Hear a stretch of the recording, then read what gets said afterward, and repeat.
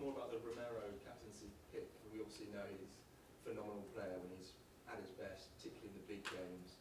I was wondering, do you hope that maybe being captain will sort of bring out a bit more consistency in his game as well? Because sometimes he can be a bit up and down. Yeah. Of course, I've looked at Romero from the outside. So what you say there, I haven't noticed as much. I know I see a very big, not a big and good player, but a very good player. What I like about his, why I've chosen him as a captain, I think his leadership qualities when he steps on the pitch. There's a big respect around him from the players. Off the pitch as well. He also sets the standards, and then I think it's fair to say, no matter what they are. He's 27, I think. There's a few probably a little bit older than 27. So even myself, when I look back at myself at 27 years old, of course I thought I could do everything, but I also found out that as a leader, I'm 1,000% better now. So he also needs to learn and become better and better, and I'll do my best to guide him. Obviously, his aggression is sort of a big part of his game, and I guess he has that sort of mentality, that sort of tenacity almost. I mean, is that something you want the team to kind of pick up on as well from him? Yeah, I think the way his aggressivity is phenomenal. He's fantastic in these duels. So when he gives that to team, I think it's it can transform the team and give energy to the team. So I think that's extremely important. Why did you wait a little bit more time to kind of make that decision? Did you sort of want to talk to him about it? Yeah, I also think that there's a couple of things. The captain before was Son, so just as a small details, I would have picked Kuti no matter what, but he was still there. So also, I know the players, but I don't know them. So that was also part of it. As well. He's obviously had a few injury problems here at Spurs. This is the first time we're going to see sort of 2 games in a week, which is obviously going to be a common thing all season. Do you think physically he is capable of playing back-to-back, big weekend as the season goes through, or is that something you're going to manage? So this is the second game. I'm convinced he's ready for tomorrow, and I don't think it'll be a big shock, but he will start tomorrow. That is something we will build and look very much into, because of course I'm aware of the injury challenge there was last year. And Solanke, is he He's available for selection, yeah. But not quite sharp enough to start, maybe. Let's see, but let me put it this way: he's shorter than some of the other players. Thank you. Yeah, Alex. During your time at Bruyne, you're very good at kind of punching upwards, be it City, Liverpool, Arsenal, United, etc. And again, I suppose proved that again on Wednesday against PSG.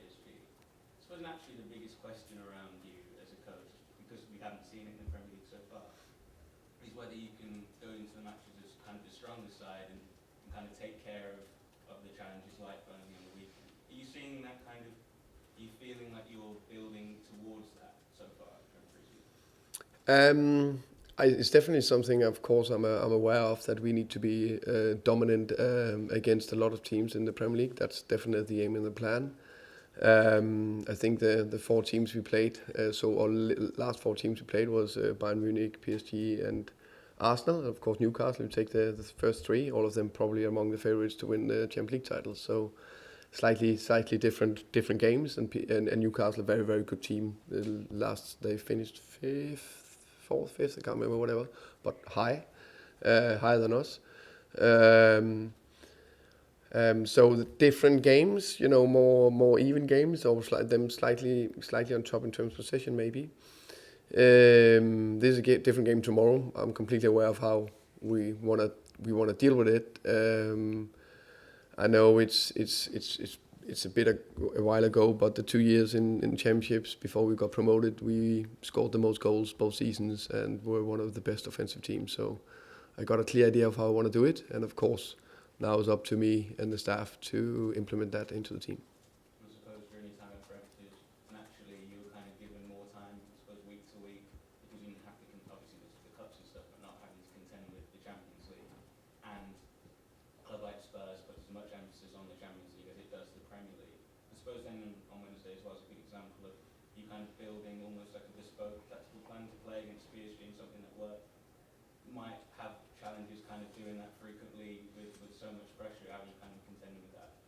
Yeah, of course, I would love to have a few more days, but that's reality.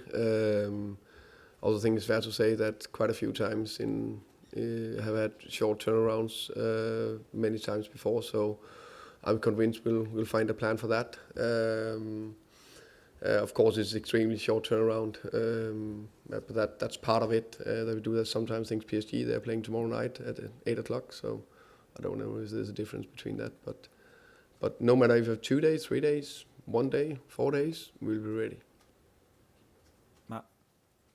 The three-man midfield on Wednesday sort of worked really well against PSG.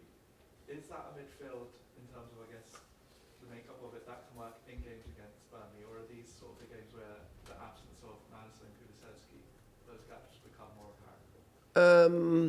I think I really liked the performance from all three midfielders. I thought they did very well, as you said.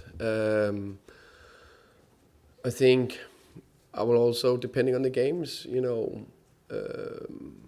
change a bit if I think it's the right thing to do to get, let's say, more offensive, more defensive players on the pitch, or players with different profiles that can help. And of course, I think Kulusevski and Madison are two exceptional good players that have that extra bit of creativity and decisive moments in them, and I would love them to be available for tomorrow, but they're not. We'll have a solution ready, and we'll have a plan for that. And earlier in the summer, when the decision was being made over Andrew's future, there was a lot of talk about how popular he was with the squad, what impact getting rid of him could have. The performances so early, sort of in your reign, like Wednesday, show that you already have that buy-in from the players. And I guess almost were you a bit surprised with how well they adapted to a new system that quickly? That's a good way. Let me put it this way: I'm very happy that they were performed well and they took on board the ideas. I think it's a very good group of players. I think they're a good group of people. They want to compete. They want to win. They have a great togetherness in the group, which I'm very happy with. And they wanna fight for each other. And last one, we obviously saw Kevin dance those long throws and what a weapon that could be. Did the auditions you have earlier in the summer sort of throw up other people who can play that role, or is that sort of going to be something we only see when he is in the side? Let's see. But the plan with that, let's say, throw-in audition was definitely very, very big focus on the PSG game. Already knew back then that I would do that against PSG. So that was an early plan. It's a weapon. So I think in any game you go into, you need to have as many weapons as possible to try to score a goal. John? Hi. You seem to have inherited a strange situation where there's going to be a fan protest as well. You just Spurs have just won a European trophy and you almost won another one. Yet some fans are going to be out there protesting, saying it's a summer of failure. What can you make of that? Why are they protesting? I don't know. I think it's because there's only one side in permanent sound. Ah, And also that backdrop of season ticket prices. yeah. Yeah. Have you got a message for Good question. Two things. One, we need the support of the fans, of course. The team needs the support of the fans, which is, as far as I have seen and heard and experienced in the past, been very good. They always support and back the team. So that we need massively tomorrow. It's a new season. It's a new beginning. I'm pretty sure the game tomorrow will not be straightforward. I would love it just to be easy, boom, done, job done, clear win. But we're going to face a Burnley team. I have hugely respect for Scott Parker, his staff, and everyone, what they do there. So throughout the game, we need the backing. What I see internally, I just see Daniel and Vinay and Johan working night and day to do everything they can to strengthen the squad. Did you want more than one signing before the season started?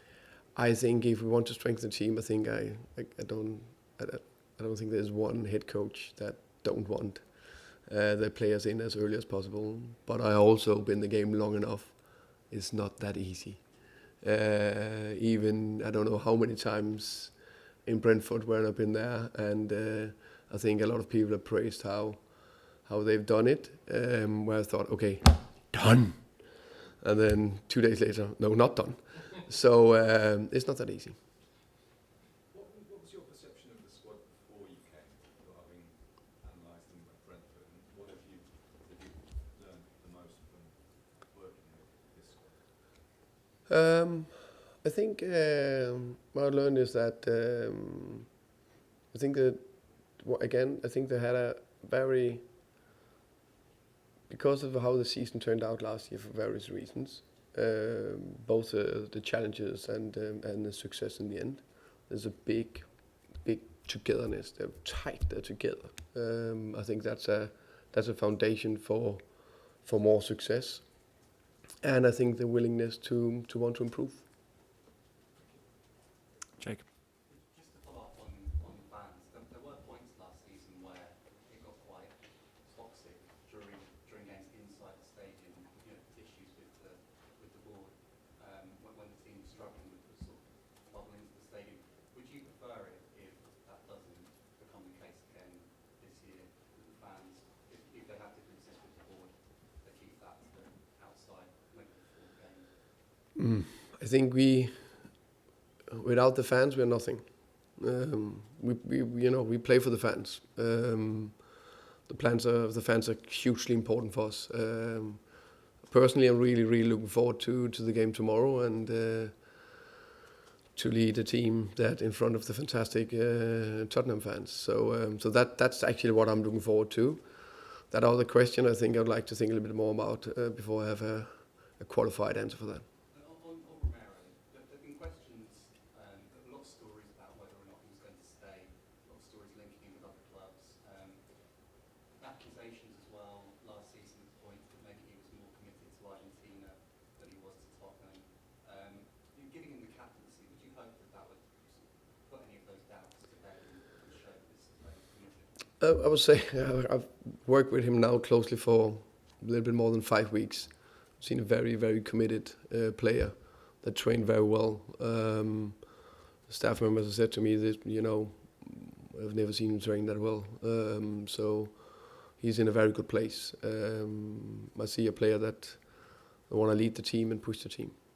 He's got 2 years left on his contract. Would you hope that maybe this as well as the first step towards making sure that he's here for the long term?